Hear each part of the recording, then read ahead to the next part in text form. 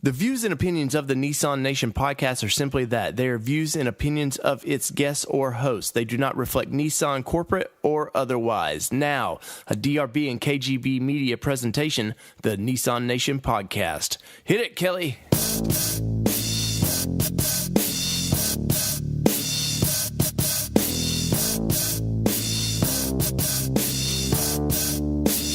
Recorded live, coast to coast, it's the Nissan Nation podcast. From camping, racing, and all points in between. The NNP is your Nissan Nation podcast. Now start your engines and welcome in your hosts, David, Danny, and Holden.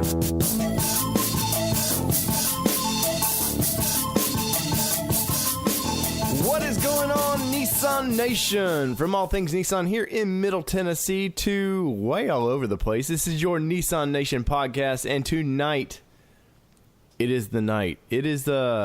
It's the night we talk about a very special event, Danny. What is going on, buddy? What's up, my brother from another state? How you doing, buddy? We're living the dream over here. We got the winds going. We got the winds picking up down here in Southern California, which sucks for a couple of weeks. But then it's basically better than everywhere else for the next 10 months. I don't know. My tax rate over here in Tennessee is pretty good, buddy. It's pretty good. Well, you enjoy that tax rate in the shitty weather where when you walk outside, you can feel the sweat on your balls getting all over your body. Hey, this is a family show. We don't talk about my balls on a family show. And Holden Scott. Talking about your basketballs. El Capitan, El Regal, I don't know. It's just the Regal Nissan. We don't do all the L's.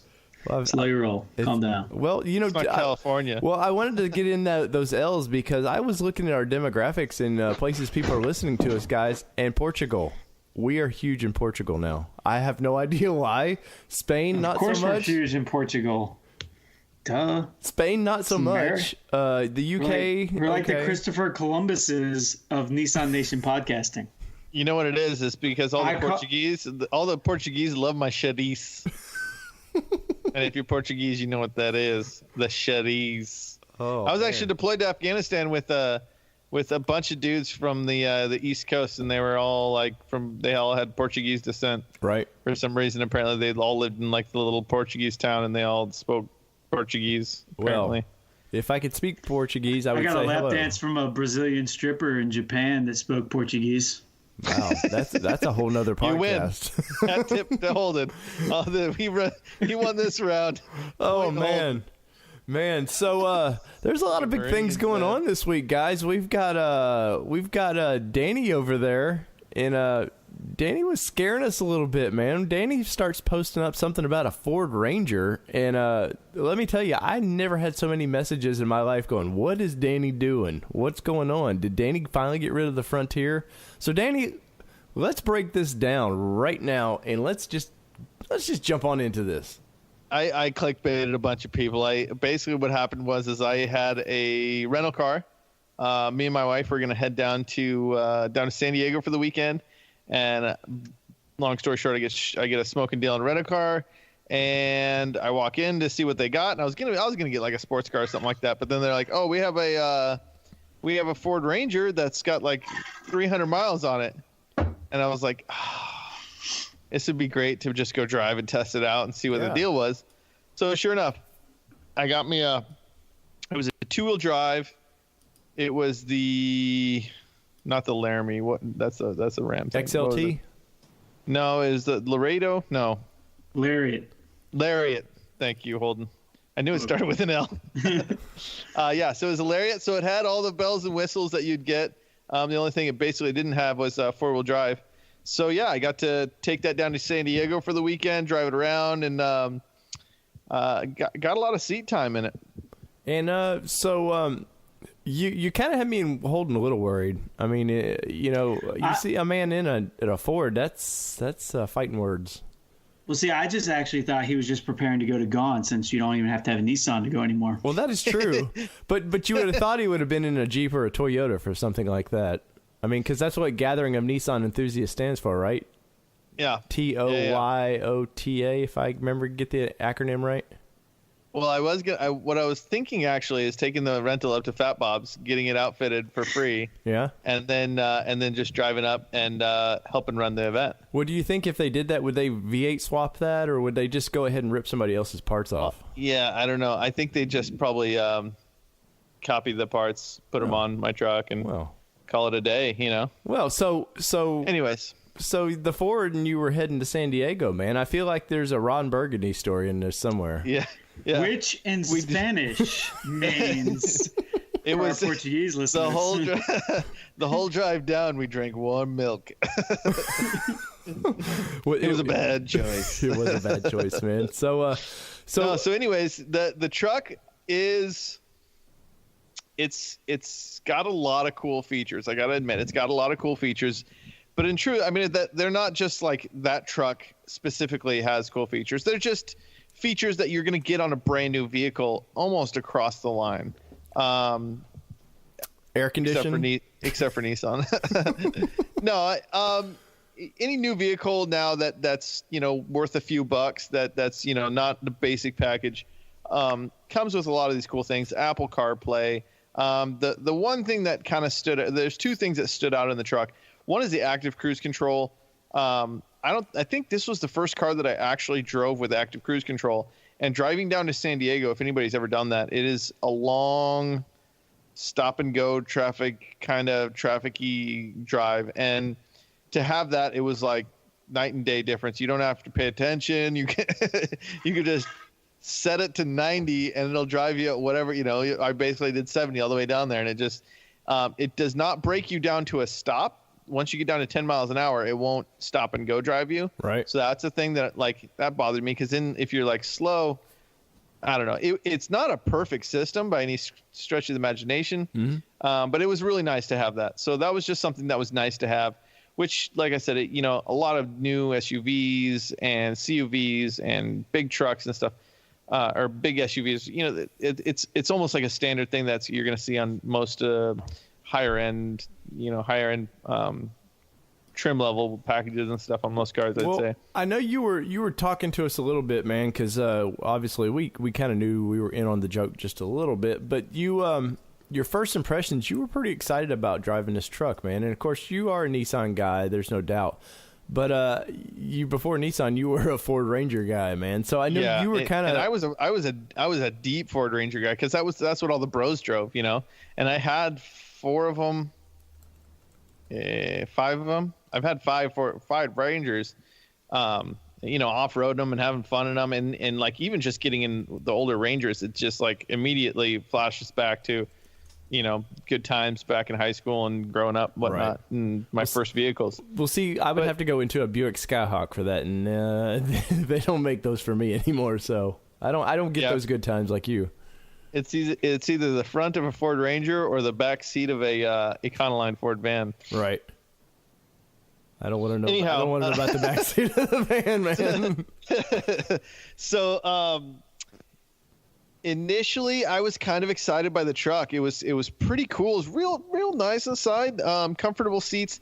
And I'm going to throw out a video maybe on our YouTube channel, but back seat was nothing special at all. The Frontier rear seats are way better. And of course, I kind of went through this just comparing everything to my truck, because my truck is basically the same thing as you would get in a new Frontier. So headroom was really good. Seats were fairly comfortable. I'm trying to give you all the good stuff, because the bad stuff's going to take the longest time. So I'm going to give you the quick good stuff. And the truck had really good pickup. It's got a 10-speed transmission, 270 horsepower, turbocharged 4-cylinder, which I don't know. I mean, don't get me wrong. That's a really cool engine, I guess. And it's 300 foot-pounds of torque. Cool situation. It's hard to feel that being correct in the truck. The truck you wouldn't, if someone didn't tell you, you wouldn't quite know it was, it had great pickup and stuff like that. But I don't know about it. It'd be hard the second you start putting on, I don't know. It's just, I wasn't sold on the engine. Right. Great gas mileage. I got 24 miles per gallon. So that helps a lot. Sure. Which was kind of nice. Sure. But so where I know you were talking, you thought the ride might be a lot better than it actually was. Yes, the ride in it was terrible. And maybe it's because I've been driving around in my lifted Titan Swap, and everybody that's ever driven my truck says, dude, your truck rides like a pillow. They're like, rides so freaking good. I mean, it's soft. Part of that is probably because it's got a bunch of travel. It's got, good internal bypass front shocks, and I mean, it just has Bilsteins on the back, but it's a progressive leaf spring. But still, even when I'm thinking back of when my truck was stock, and I've driven actually somebody else's truck that was stock recently, another Frontier, the Ford was really the word that I put to it, and my wife totally agreed with me, was really twitchy. So like you go over bumps and stuff, and it's just yanking you all over the place. And some people, I guess, from what I've read, kind of like the truck feel, and I guess you would get the truck feel. It just felt overly stiff, and like it didn't have any travel. It didn't, you couldn't really go over anything quickly. The rear leaf spring setup, it's a single leaf and an overload leaf, so it has a kind of a weird leaf spring setup, in my opinion. That I guess there's a special name for that kind of leaf spring setup. I don't remember it offhand. I read about it, but it's got a huge payload, huge towing, like 7,500 pounds towing, which is cool. But I have a feeling the rear end, they gave up all the ride quality and characteristics for payload and towing with maybe that rear leaf spring. Hard to say because I didn't engineer into that, and I'm not super familiar with why they would run that style of leaf in the back. But right. It's interesting, but at the same time, after 3 days of driving the truck, I could not wait to get back into my truck. There was so little grunt in the truck. There was so little masculinity in the truck. After a while, I just felt like I was driving in like a really big Corolla or Camry. You know what I'm saying? That's what it felt like. Huh. So you said it was the what was it? The King Cab, right? Yeah, it was a 4-door. Okay, so it was the 4-door. So it was. Yeah, it was the 4-door. We had the 4-door. Okay, and of course interior. Me and Holden discussed this on previous episode of like, we were kind of relating this truck to what could be the next Frontier, and it's like, Nissan's talking about breaking new ground in the midsize truck market, and we're like, where do you break ground in a new midsize truck? And of course, you've got now to drive the latest and greatest midsize vehicle, other than like the driving, the stuff to help you drive safer. Is there any groundbreaking thing about this vehicle? I think the one groundbreaking thing that you don't see in any other trucks in the line is the 4-cylinder. I don't know if maybe it's groundbreaking. It's got way better gas mileage than most of the other trucks. Right. So that's a pretty big thing. That can be pretty big, because the whole reason that people went to smaller trucks way back in the day is because you got a little 4-cylinder and it got good gas mileage. You weren't too worried about towing and stuff like that. And so mini trucks kind of grew and grew and grew, and now they're getting similar gas mileage to full size trucks and stuff like that. So the gas mileage is kind of a big deal. They really did well on the gas mileage thing. Right. But again, it doesn't feel like a truck, because it feels, like I said, it feels like you're driving like a Camry. It does have electrically assisted steering, which feels really good, but at the same time, you're driving around and it feels like you're driving like a car. Right. So I guess it could be good for certain people. You might like that, but at the same time, I want a truck that has some wheel travel, so that it is comfortable when you're going on bumps and stuff like that. I don't want to, and that's what it felt like. It felt like I was taking the truck, like it was a big Camry. It was like a big Camry that the suspension was stiff, and you went over bumps and it jangled you all around. What's weird with two leaf springs, basically, it was so stiff, Well, they were the one because one leaf spring you basically ride on, the other is an overload leaf, right? Right. So the one leaf spring, it was a lot thinner. It wasn't like it it wasn't like the same thickness through the whole leaf. The center of the leaf, this is the main leaf that I'm talking about that it rides on. The center of that main leaf is super thick, and then it tapers to the ends. And that's how, and I think that's how it gets that. It's kind of a variable spring rate, I guess, would be as the leaf flattens out.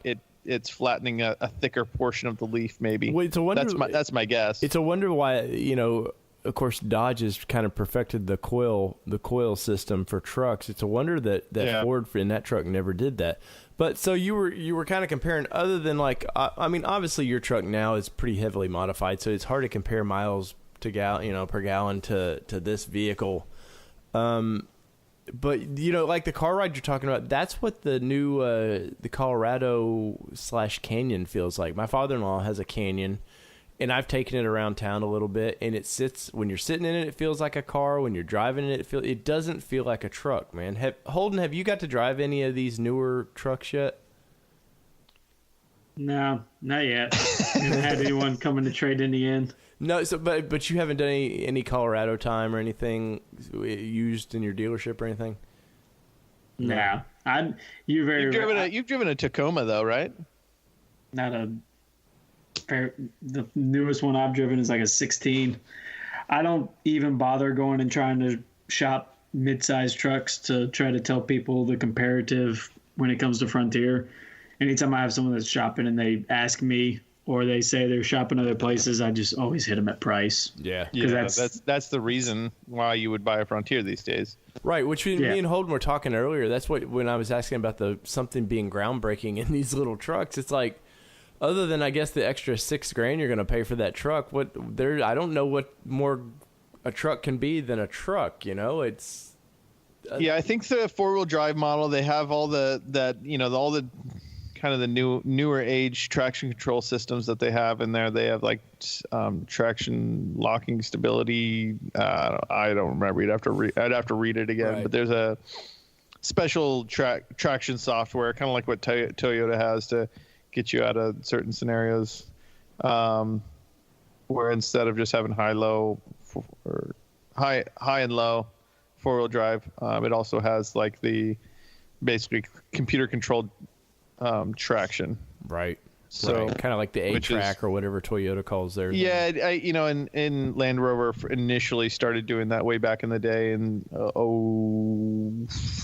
04. So I don't know, some way back in the day when Land Rover would have their locking diffs and locking transfer cases and stuff like that, and then it would transfer more power front and back and stuff like that. So so overall, I'm sorry, go ahead, Holden. I was gonna say, I think a lot of what Danny's talking about with some of the things he didn't like, the electric power steering and the cruise control, that's something that everything's gonna start having. But some of the other stuff, some of the creature comforts and some of the things that make it not feel like a truck and more like a car, I think that's kind of a sign of the times of future truck customers. I mean, you see it in other vehicles too, where it's just, those old school guys who, they like the truck to feel like a truck, to have that V8 roar or other things like that. That's starting to go away. You're not getting that buyer as much. You got guys who they want a truck, but they also want it to still be comfortable, still be cushy. And I see it in customers all the time that come in.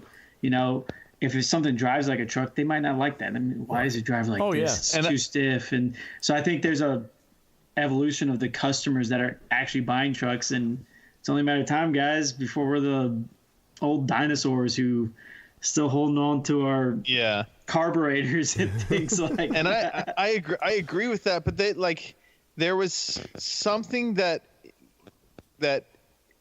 maybe it was in the cockpit or inside that feel, because there's still trucks that feel like trucks. The Ram Rebel, in my opinion, has beautiful interior, tons of cool switches and stuff like that. But it feels like a truck because it's more kind of like this, like, because it's got a fucking fighter, but it's got like a fighter jet feel inside. It's got real like tactile switches, and it's it does have like tons of trim and looks really cool, but you can do that while still giving it like maybe that masculine, that toughness where you feel like you're in charge. You're driving something that's going to do work, as opposed to a truck that you feel like you're just going to be tootling around into school and back. And that's what my father-in-law's GMC that he has.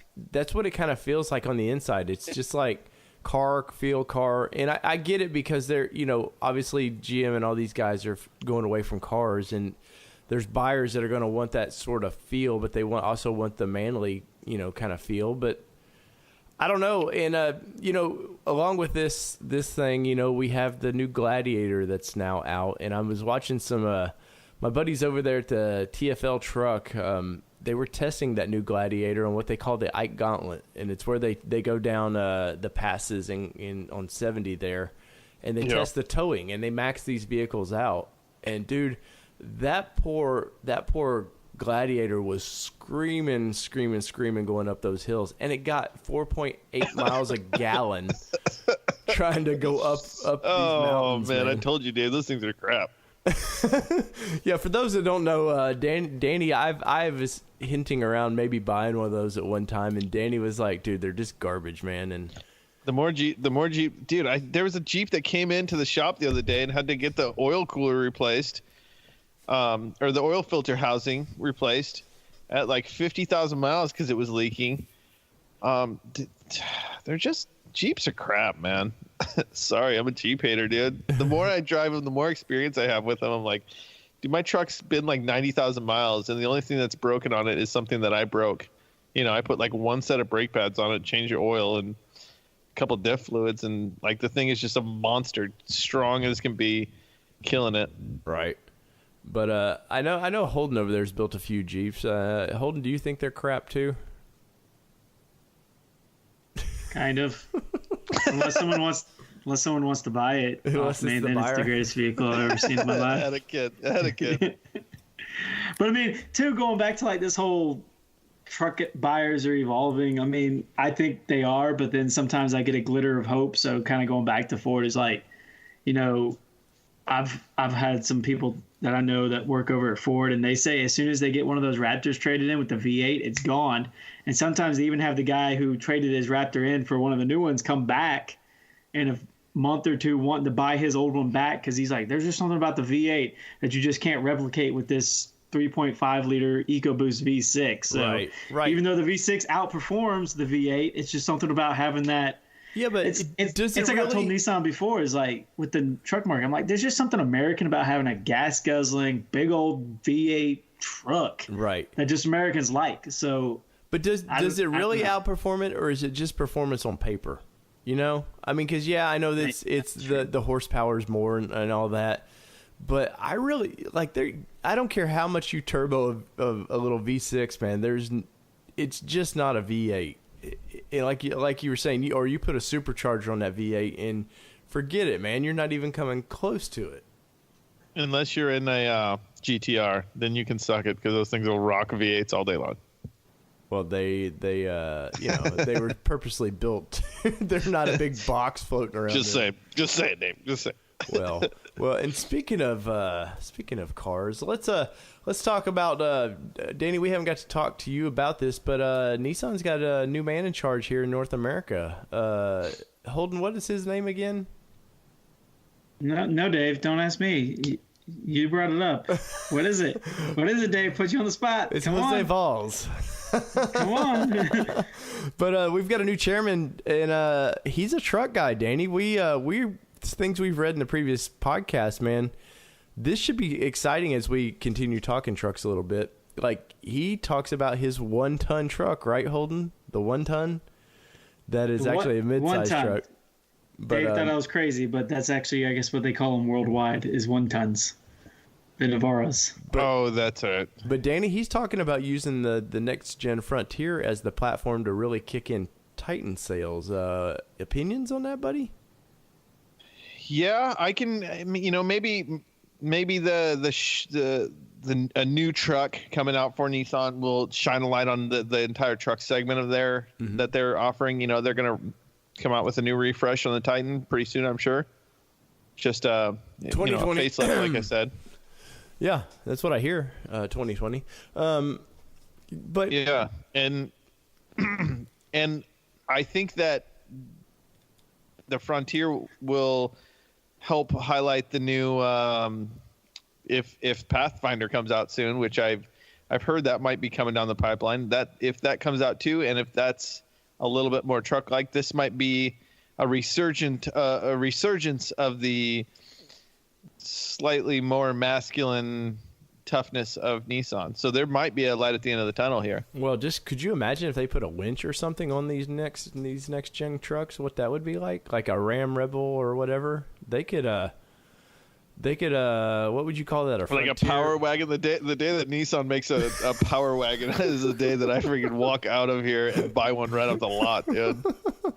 If it was up to Dave, he'd want to call it a Frontier wagon or something. The Frontier Sport. Dave would come up with some really, really terrible name. Oh, well. Like Dave always does. For our listeners who don't know, with our Marco Polo app, the good thing about it is we can keep in contact. The bad thing about it is we can keep in contact. Sometimes you get to see the inner workings of each other's brains. Dave has an obsession with keeping the Frontier nameplate and just renaming all trucks Frontier something. There is no obsession with a good idea. There's no obsession with this. We were talking earlier today, and it was like I could see that them trying to do some sort of two-door SUV, and why not? I mean, hell, they called the Rogue Sport a Rogue. I mean, and it's not even close. So why not call a Xterra Frontier Sport or something? I don't know, man. No, it would be it's going to be the Xterra Patrol. It's going to be the Xterra Patrol XL, which is the Armada. we could call the Frontier Workman, Frontier Sport, Frontier R, where we put a GTR engine in a Frontier. Patrol Frontier, so you can patrol the Frontier. Alti Frontier for our car buyers, and Maxi Frontier, because the Frontier is just such a great name for it. The Maxi Frontier sounds terrible. It does. Oh God. But no, I've said for a long time that I think they just need to come out and just call whatever an SUV they make is a Patrol. Just call it that. And then when we were in our trip in Wyoming for the thing, there were some birdies talking about that. That's actually a possibility that Nissan bringing a Patrol back. Question though, the Wyoming trip and the birdies, are those birdies that still have that current position, or did they get axed after all this mix up? Wow! Oh, savage. We're going savage, and you guys missed out before the show. We were all savage, so now all of a sudden Holden's really trying to kick balls. It was like Game of Thrones after we left Wyoming. Yeah, it was. Well, and Holden had said that there was a lot of angry people. Yeah, well, not at us. I keep trying to tell y'all. Y'all keep saying everything's great. Nissan did a lot of shaking up recently. They did, man. And anyways, but So Dan, like, you know, do you see that the Frontier, a new Frontier, could revitalize Titan a little bit? I think it could help. Like I said, it would put a spotlight on the truck side of things for Nissan, right. And well, you know, but Toyota's never been able to make that work with the Tacoma and the Tundra. I mean, Tundra still outsells Titan, but not by a lot. Yeah, I think. I mean, you have a point there, but I do think that there's space in the market. You know, Ram came out and they worked hard, and they started taking over a large portion of sales from Chevy in the first quarter. Right. And I keep coming back to this because out here I see Rams everywhere. I mean, it's like the dealership is just driving them into people's houses and dropping them off or something. It's ridiculous. And I've sold so many wheels and tires to brand new Ram truck owners in the last 6 months. More than any other truck that is around. I swear, it's weird. You know what's going to last longer? Those wheels and tires than the hybrid. It's possible. Hybrid system that Ram's putting in these trucks now. The hybrid Ram engines. Yeah, but at the same time, I mean, I don't know. You know, whether it's marketing, whether it's incentive. I think it's a lot of his incentives. But at the same time, the interior is great looking. You know, they put a lot of work into it, and then they marketed the piss out of it, and then they incentivized it, and now look, there's a bajillion Rams out there. Well, I'll be curious to see, sales on the midsize area. I'll be curious, Frontier outsold Ranger last quarter. Now we've got Gladiator there, which guess what, guys? I'd posted on Facebook a while back that my dealership got one. Guess what's still sitting there? Ho hum, dude. It's because $50,000 buster Right. friggin' broken truck after 20 miles of driving it, and it handles like crap. A death wobble the second you lift it. Well, with Gladiator, all they released in the first run is Rubicons. It's an Overland. That's at my dealership. Yeah, it's that's the like Overland. the super expensive one. I don't know I can't keep up Yeah, with it. All they released is the super truck. crazy. All they released is a super crazy expensive one. I was talking to my guy down at Southern Off Road, and started asking him how they've been doing with them. I was asking about Ranger. He said Rangers haven't been selling for crap. No one can get rid of them.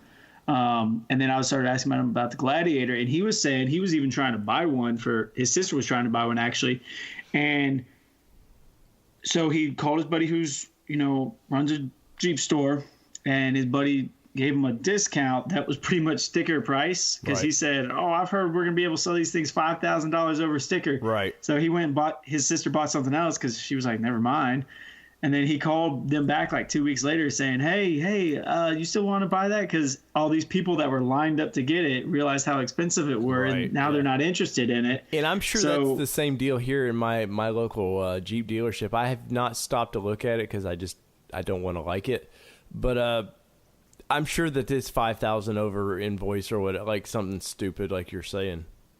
Yeah, I think the trick with Frontier and pushing the full-size truck is you got to make something that really captures people's imagination. I know we've said think Warrior. As long as that holds true, I think that does that. Because how many times I've told you stories of, someone test driving a freaking Dodge Ram on the test drive, sees a Titan, is like, whoa, I didn't even know Nissan made one.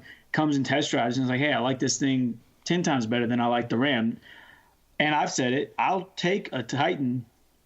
Just give me someone who will at least test drive one after they test drive the competition, and I can sell them. I just can't get the butts in the seat on the test drive. So I'm thinking if you make something really creative and really awesome with Frontier, then that drives truck buyers over to Nissan to where maybe you can get them up in a Titan and at least test drive it. Because I think that's Nissan's biggest problem. I mean, they're almost giving away $50 gift cards to people who will just at least come drive a Titan. You get a $50 Lowe's or Amazon gift card. Right. They do that all the time for people. So if you can build the right product that really captures people's attention, it can't be what it is now. It has to be something really crazy, really out there, whether that's the entire truck, all trims, or just a specific model.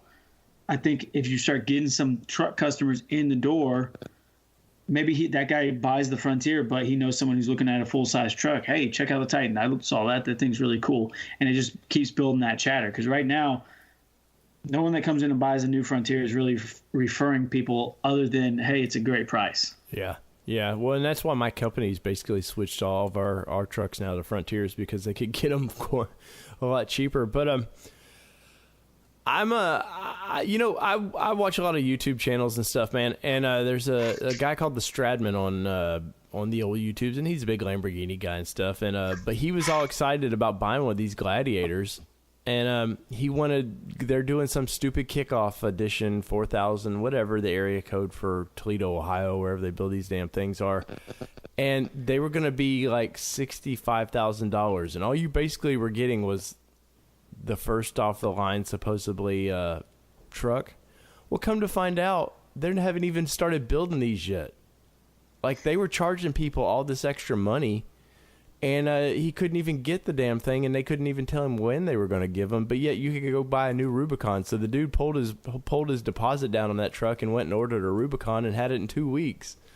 Yeah, so, I think they're trying to do the whole like inflate the price due to supply demand kind of like overhype.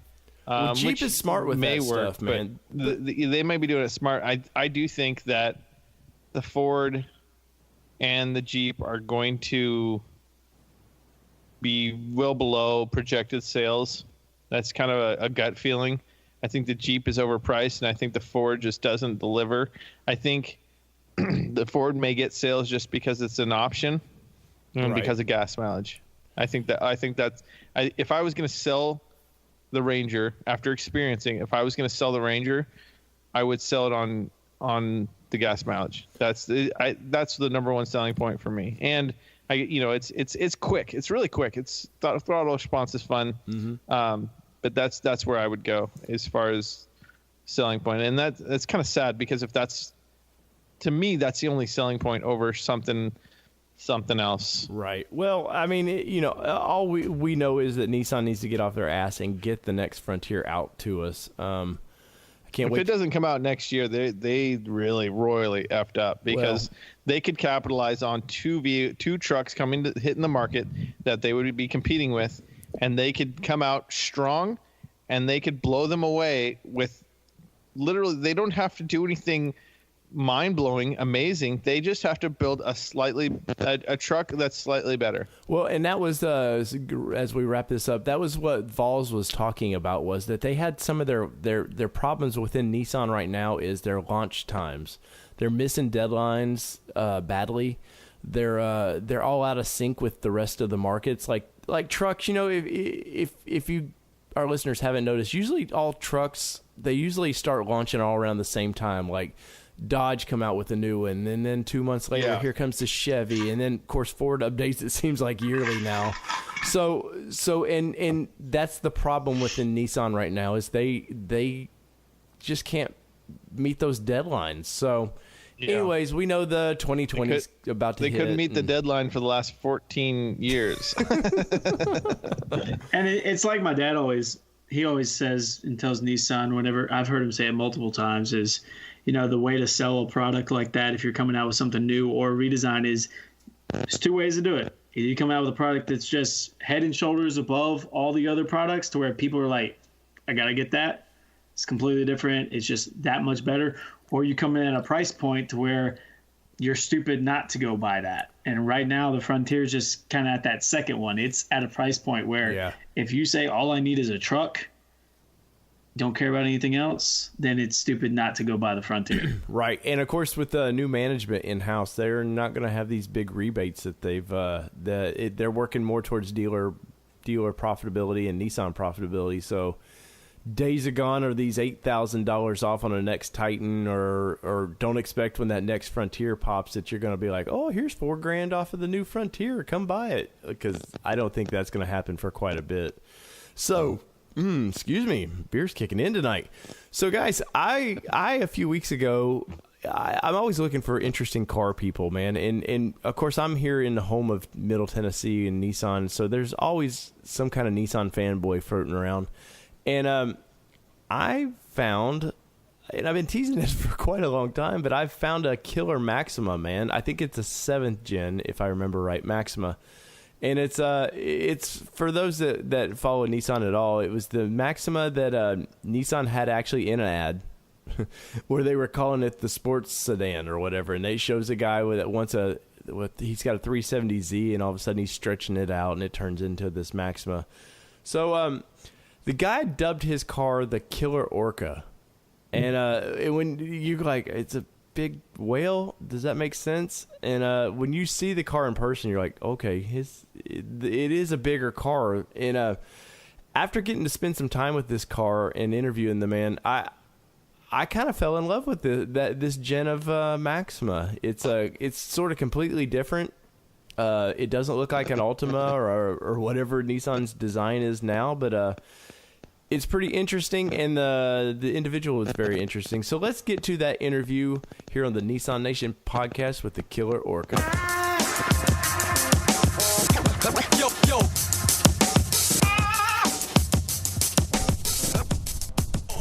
All right, guys, so we have Mr. Taylor here. And Taylor, what year is your Maxima? That's 2009.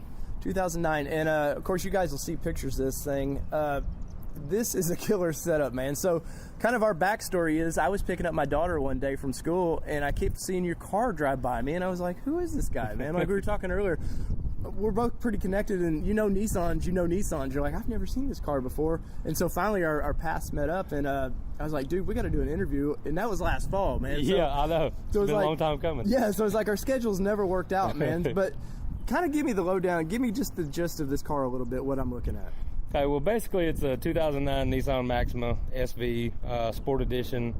It comes with a sport suspension, the 20-inch wheels, etc. You know, nothing, not a whole lot more than a premium tech or a SV, you know, tech package or whatnot. Mm-hmm. But it was basically that when I bought it. I bought it second owner, and I've always been in the car world, so anything that I own, I got to kind of create it to my standards, or you know, make it my own. So you had when you bought this car, you had I'm going to build this car. Not really. Actually, no. It was funny because I hadn't been in a car in a while. I'd been in an SUV, so I was ready to get back into a car, but I had one child on the way, so I still needed something with 4 doors. Right, so, right. I always liked this body style. I found an opportunity to pick up one, and I got it, and it just kind of took off from there. Right. So when, like we were talking earlier before this, like the bigger Maxima was the one you liked, because I know the previous generation Maxima and the Ultima were almost identical. Like it was like, and then when they did this one, it was like, oh, finally some separation from the body lines. And then, ironically, though, people still say, "Hey, man, you got a really cool Ultima." It's like, it's a Maxima, man. Isn't that suck? Because the Maxima's been around since the '80s, but right. yet the Ultima's so popular, it just like overshadows it. Exactly. And but you know, I talk to Ultima guys too, and they get hit with the same thing. Man, you got a really nice Maxima. No, I got an Ultima. I don't know what it is, and this is one body style. The 7th generation Maxima has its own body lines, and for some reason it's still, but it's just nature of the beast, I guess. Right, and of course now the new Ultima and Maxima are about almost identical again. You're like, yep. Come on, Nissan. Yeah. But so what's the time frame you bought this thing? I think I'm going around probably owning it on my 5th year. Oh wow! So you bought it, didn't really think. Oh, I mean, everybody. Once you modify a car, you're going to do something, but it wasn't in your head of like, let's take it to the extreme. Yeah. Like I said, it just you know, the car is black. I've owned a few black cars, and this one just by all means has some of the sexiest lines on it. I started doing some research and found out that the body styling's design was called liquid motion, and if you look at the car, it gives you exactly that. Right. You know, it's moving, but it's kind of funny how it's shaped. So I just kept thinking, you know, they don't make a Nismo version. They don't make, you know, why have they've Nismo'd a lot of cars, and why haven't they done this one? Well, there's a whole Nismo. Like, I'm about to do a podcast on Nismo because it's a cluster of a brand right now. But yeah, you're definitely right, and you definitely if Nismo was going to do one, it's very in line with kind of what it is. Just kind of and you know, I've taken it to the dealership for routine maintenance and things like that and stuff, and you know, people appreciate it. They don't. I've had a lot of people ask me if I custom ordered the car this way. What model is that? They haven't seen Nissan make a Maxima that look like that and all this stuff, which is ideally that's what I wanted it to be. Was it looked like something that should have come from Nissan, but it's my creation or my vision. Right. So right. And I think so far it's turned out to be exactly what I wanted it to be. Well, I know as we became friends on Facebook and stuff, looking how this car's kind of changed over the years a little bit. The form now, like I know you've had some stuff on the hood, like you did some vinyl and stuff, but now like you've really taken it. It's simplistic, but yet you know, like you've got a lot of you said those were Infinity rims on this thing. Yeah, G35 coupe wheels, 21 pounds apiece, forged raised, more function over look, but at the same time they have a good look. So right, and of course it looks like as we'll walk around here a little bit. So obviously you've taken those headlights apart in a couple different times. Yeah. They've seen the oven. I'm gonna assume and been torn that's about apart. the only cooking I do at home is making my headlights open. Well, so what have you done to the headlights on this thing? Well, the factory, the headlights come with the low beams HID with projectors. The high beams are just a standard halogen bulb in a shell. Yeah, which look horrible. It's a yellow light and then a white light. Right. The fog lights below were just a halogen bulb, so you had all kinds of different colors going on. Nothing felt like it fit. I opened them up and I full-on retrofitted the high beam side, so it's all HID projectors and all halos around them, the retrofit source, profile performance halos, LED concepts, and just kind of got all that dialed in and made it look like it belongs. And the first time was a trial for me. I've watched a lot of people do it on a Facebook page that I'm in for the 7th Gen Maxima, and some of these guys do some extensive work and a lot of money, and I just figured I could do it on my own. And you can get $1,000 in a set of headlights. Easy, yeah. And so I'm kind of a novice at it, but I've done pretty good so far. I haven't melted any of them down. So. Well, they're currently on, so I don't see the plastic melting just yet. Anyways. But I did paint. I did prep and get rid of all the chrome, and then paint the insides of the housings red, and I got some graphite gunmetal in there and stuff. So you'll see all that in the photos. Yeah, it looks super sharp. It looks like the red on the bottom. I'm assuming that's not a part of the Maxima lines. No, in the bottom grill. Right. The bottom lip is from Stillen.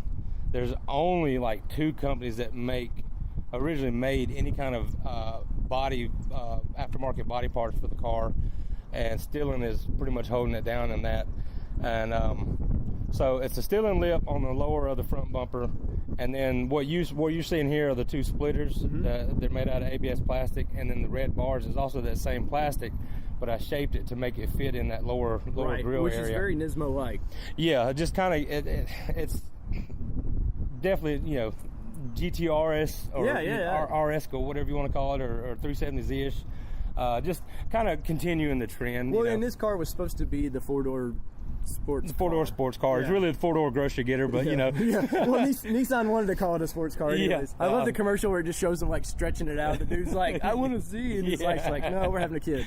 So we're having a baby. Yeah. But so then walking around a little bit, looks like on the interior you've done kind of some custom work maybe. Nothing major, just kind of dressing it up a little bit. One of my favorite things about this car is I'm a big guy. I'm not very small by any means, and this car literally fits me like a glove.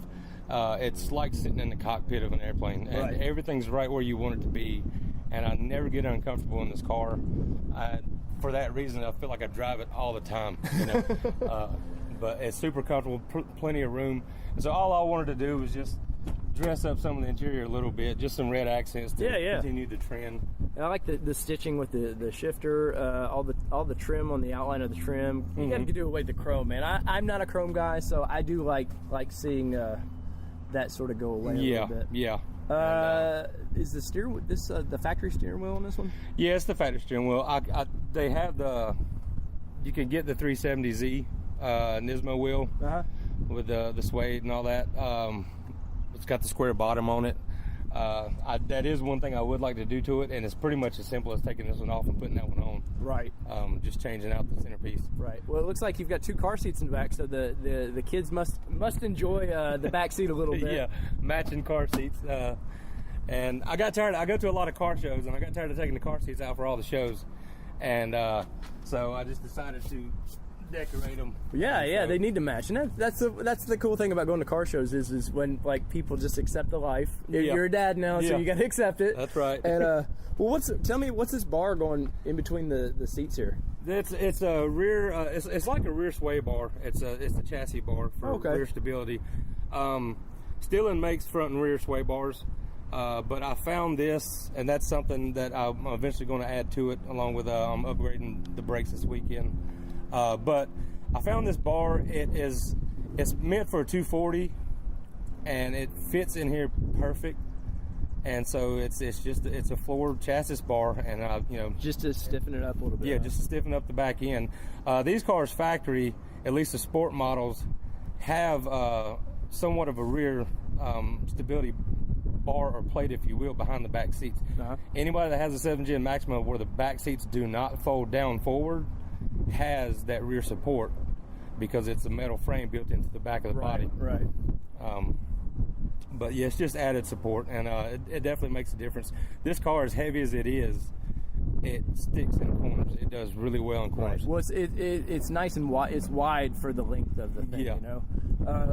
So as we walk around the back a little bit here, you got to black out the taillights, man. I mean, you can't have a cool custom car if the taillights aren't blacked out. But what's this exhaust under it?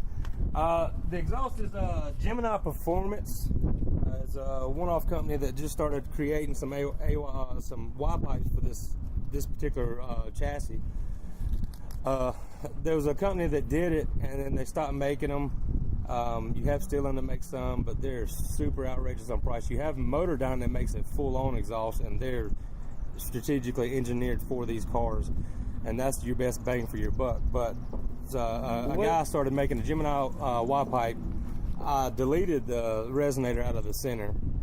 What? I didn't hear that. I didn't hear it. Oh, what about cats? Does it have cats? It has cats. Because we're unfortunately in our state or our particular county, they do require these things still. Yes, and I'm hoping that they pass that law, but I doubt they will. So in the meantime, what size pipe is this coming out of the car? Well, it's 2.5 all the way out. Okay. I haven't opened it up yet because I just figured when I go with full-on exhaust, I'll go ahead and go that route. Yeah. For now, I just opened it up a little bit, with deleting the resonator and adding the Y pipe that has smoother curves, better flow, and it does pretty good for what I did. Well, I know you said you've taken this car to the strip a little bit. Overall, I mean, is it just built for an overall car, or are you kind of one goal? It's my daily, so I've probably put way more time and money into it than I should for a daily. But it's just kind of built for me. Right. And well, that's a cool thing. Like, I hate seeing people that have a car and it's a beautiful car and it never leaves the garage, Yeah. And I understand, like, sometimes it's the money thing of, like, I've put $20,000 more than I need to put in this car. Right. But the fun of, I'm a car guy, and whether it be just my old company truck that I have or whatever, I want to drive it and I want to experience it. So it's cool that you are, like, using what you've built. Yeah. But definitely. you do take it to a strip every once in a while, right? The factory numbers, these cars, they always get categorized this low. I mean, they are heavy. They're 4 doors, front wheel drive. They have the VQ engine, same as a 350Z. But less power. They got a lot more restrictions because of their CVT transmission. Yes. But just out of curiosity, I put it on the track for the first time last year at Import Alliance in Kentucky, and the factory numbers on this car stock were 14.7 1/4, and I believe 5.70 to 60, and with 150-something thousand miles on it, and maybe a 10 to 12 horsepower increase. My third run was a 14.92, so that's pretty good for the mileage and the amount that I drive this car. Yeah, because the compression's not what it used to be. No. Yeah. But it just goes to show that even though it's not a 12-second or a 10-second car, off the lot, I mean, it's with some years and age on it and some abuse, it performs as it should pretty much all the way up. It's a 09, and here it is 2019, and it's still kicking.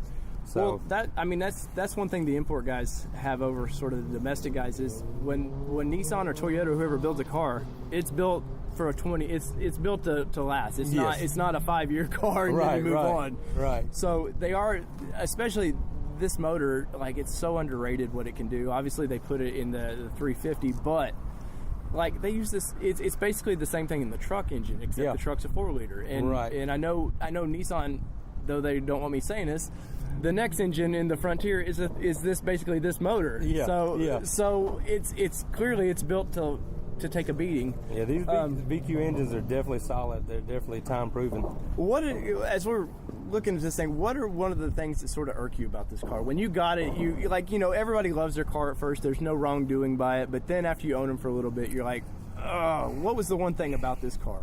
The one thing that everybody hates about this car, the CVT transmission. I think that's everybody hates Nissan for. Yes. And I didn't do enough research. I did not know that. I guarantee you, I probably would have not purchased this car if I'd have really known about the transmission. Right.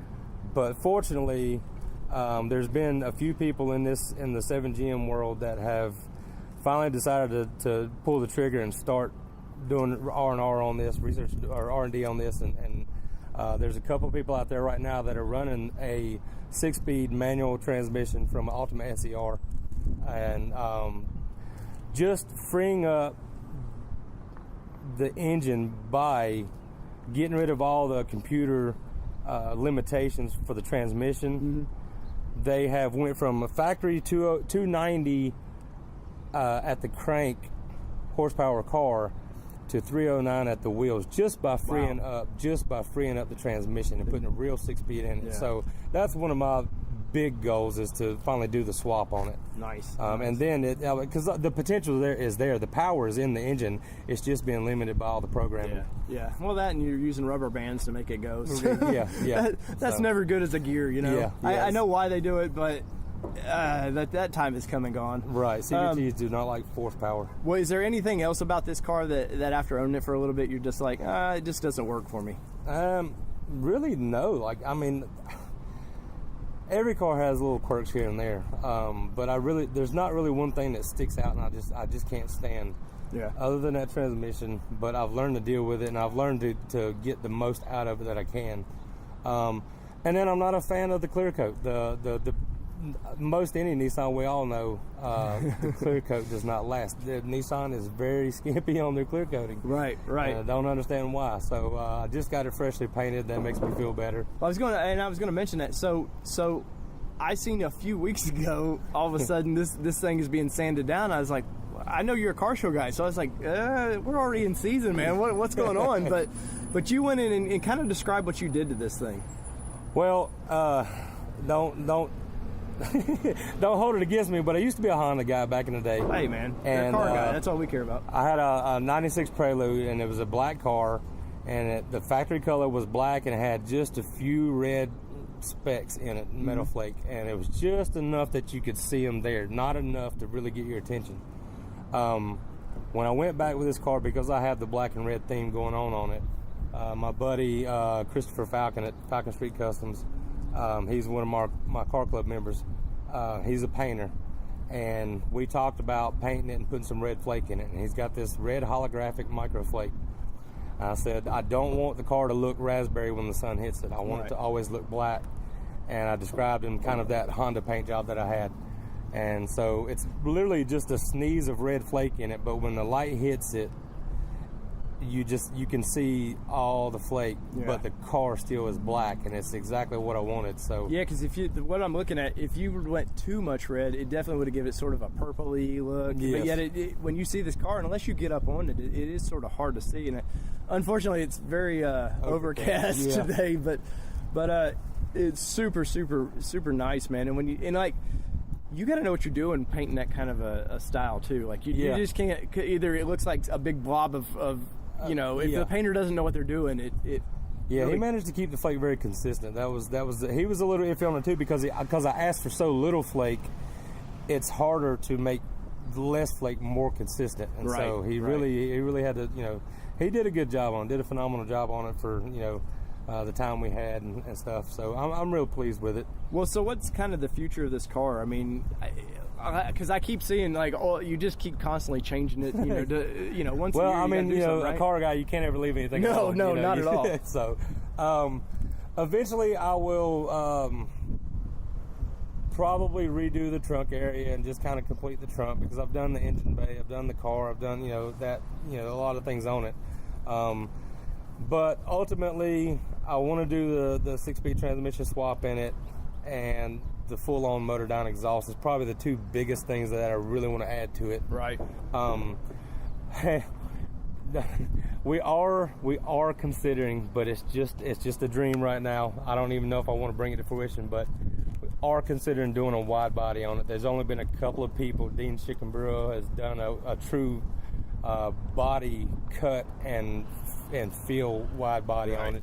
And then you've got the panels that you can add to it. Well, the lines on this car, though, actually lend itself very well to doing that. Yeah, and it's already got wide hips and wide, front corners. So it's almost. We've got the wide body kit for a GTR right now that we've been playing around with, and it fits surprisingly well. Nice. With minimal cuts to do. So it may happen down the road, but I'm not going to guarantee it yet. Well, that gives our listeners something to look forward to, man. Yeah. But as I wind this up, man, I want to say thank you for, obviously it's only taken 6 months to get our schedules to align, but I appreciate you letting me look at the car and stuff and showing it off to us. And we'll get some pictures up on our Facebook and let our listeners here know about it. So any shout outs you want to give, any sponsors or anything to this car? Well, just my car club guys at Go Glow Yourself, And then Christopher Falcon for doing an exceptional job on the paint. He's also one of my car club members. Got to give props to Nissan in general for making a great looking body style. A unique style too. Like especially at this times when all these cars started like looking the same. Yes. So this one still kind of sticks out. But Stillen makes great stuff for it. I've got performance stuff from Stillen. I've got just exterior cosmetic stuff from Stillen. The retrofit source is one of the best places to go to for retrofitting headlights.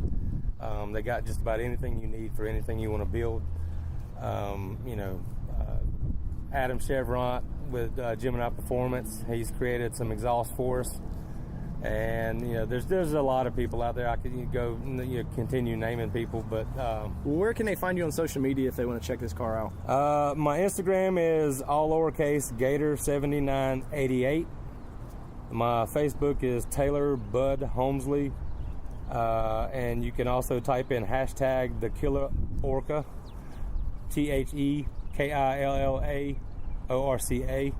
And that'll pretty much attach you to anything that I've done with this car. And then 7thGenMaxima.com or 7thGenMaxima.org. Nice. So yeah, you look at the Killer Orca, man, because not a lot of people name there. That's a unique name for this car, and it is very fitting for this car. Well, man, I appreciate your time, and until next time, guys. This is the Nissan Nation podcast. We're out.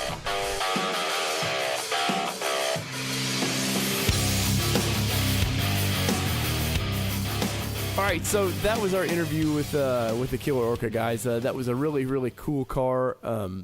I appreciate him meeting me and letting me talk about his car a little bit. And we're going to get to drive that car, I'm going to get to drive that car and do a review on YouTube, guys. So we're looking to do a lot of this stuff. So if you've got interesting cars, whether you be in the Atlanta area or the Los Angeles area or the Nashville area, hit us up, man. I don't care, Nissan, Datsun, Infiniti, whatever, as long as it's part of the Datsun Nissan family. Let us take a drive in it and talk about your car for about 15 minutes. So, speaking of talking about cars, guys, Nissan Trucks social media, they brought out a new Frontier, Destination Frontier as they called it, and it was really cool, man. I was really happy to see this, only because I knew a month ago when they needed some parts, they came to the podcast and said, hey, guys, who are you guys using for aftermarket? When me and Danny were out in Wyoming, we kind of gave them a little bit of crap for some of the companies they were using. Holden, they were kind of disreputable companies, right? Yeah, companies that really like to live off the fat of their consumers. And type of companies who are not innovative whatsoever. Type of companies who would rather say they make a product, and then when people go to buy the product, it just takes forever to get there. Or some of them, they just make products for Nissan, and then if you said, hey, I really like that, I want to get that for my Armada, you couldn't even get it. What's the point of that, Dave? Well, the point is they get their name out there, and then they do nothing with it. But so when me and Danny were out in Wyoming, we got to talk with the people who build these Nissan trucks, and we just kind of guided them and said, look, man, the enthusiasts are not happy with the products you're using. So when it came time to build their next truck, they hit me and Danny up and said, hey, who would you guys use? And of course we pointed them to Niztec for their lifts. They used the MK84 awesome 3-inch lift. I forget what they put, shackles in the rear and some leaf springs.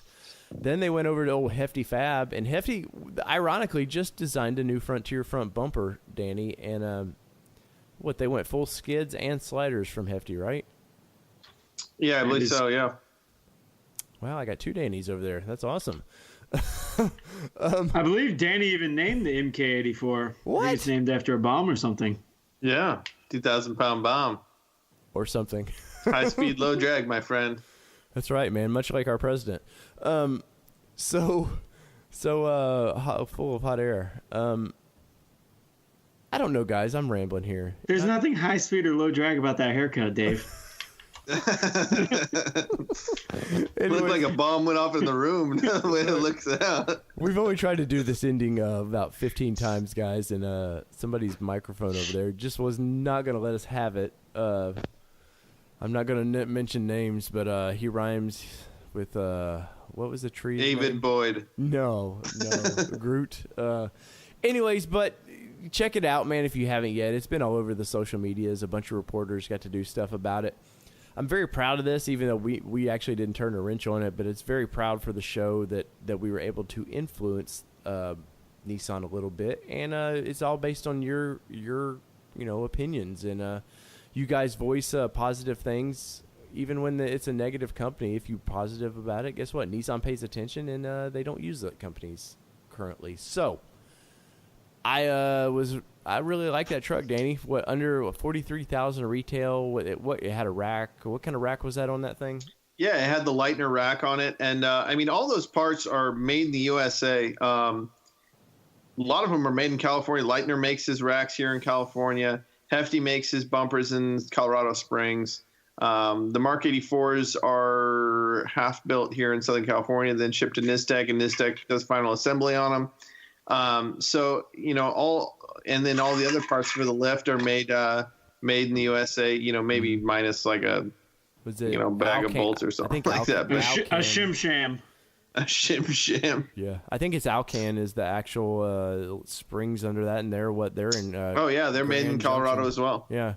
Yeah. So an American built truck with American built lift parts, and guess what? They didn't go to eBay, guys. So think about that when you're looking at that $200 lift, and you're like, oh man, I could do that, and then 6 months down the road, it's falling apart. Think about that, man. Plus, you're supporting the community when you buy from good people like Nistec and Hefty. So that is my shout out. Danny, do you got any other shout outs you want to throw out there?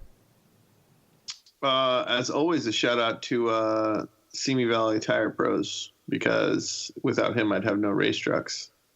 Trucks, man, plural now. You Possibly. You got a whole man. team You never now. know. You never know what's going to go on around here. Damn. Danny went from having one truck that couldn't, in the 5 years of the podcast been going on, to all of a sudden he's got a whole NASCAR fleet over there. Shit. Holden, anything Regal going on besides your June anniversary thing, where you're throwing money at people or throwing them in a box, caged animals, and throwing money at them? Going like on a tube, like a bank. It's like a bank tube. So is it like Pac-Man Jones? You're just going to start making it rain? Is that what it is? Pretty much, yeah. Nice.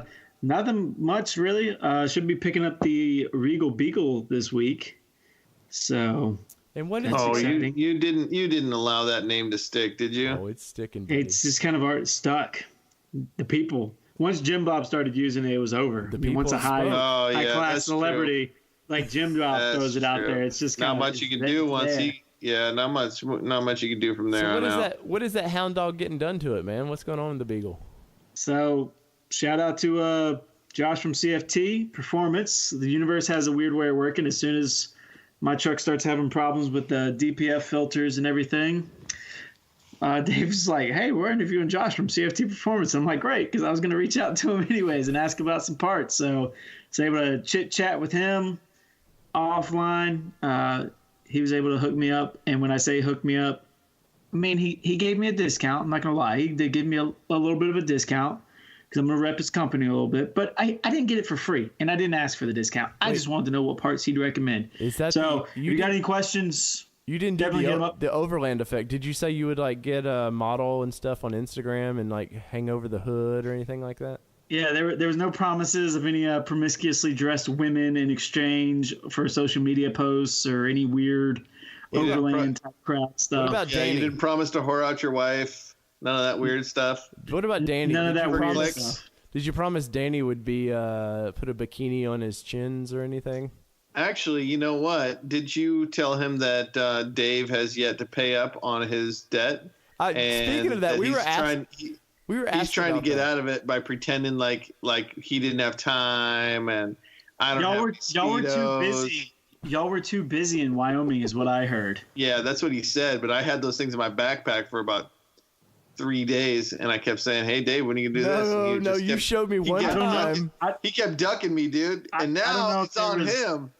Dave may have been a little bit busy with other stuff, like a crossroads in Georgia or something like that. I don't know.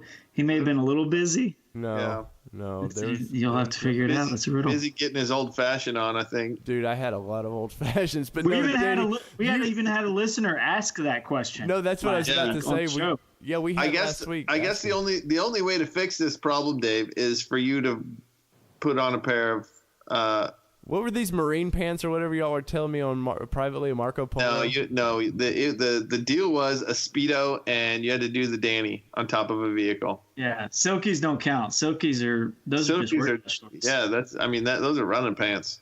I wear those out in public to run in my neighborhood. Dave, I know you got a hot tub going in, and you probably have 2 or 3 pairs already. So if you don't, then get a pair of American. You know what my Speedos wife found?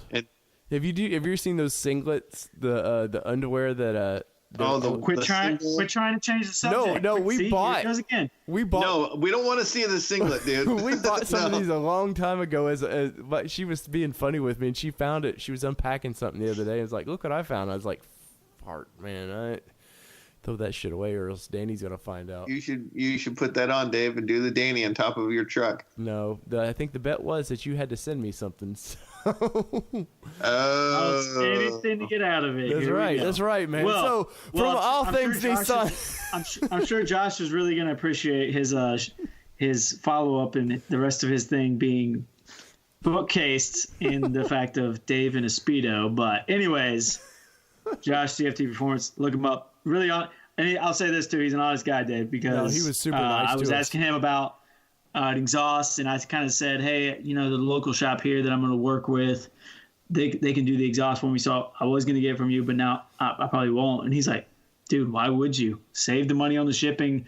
Have someone? It's literally a piece of pipe. Anyone can really do it." Right. So just hearing him say that just kind of gave me. Hey, this guy's an honest guy. He's not looking to, no, you got to buy everything from me, otherwise it doesn't count or anything like that. So it's gonna be crazy. It's gonna be good.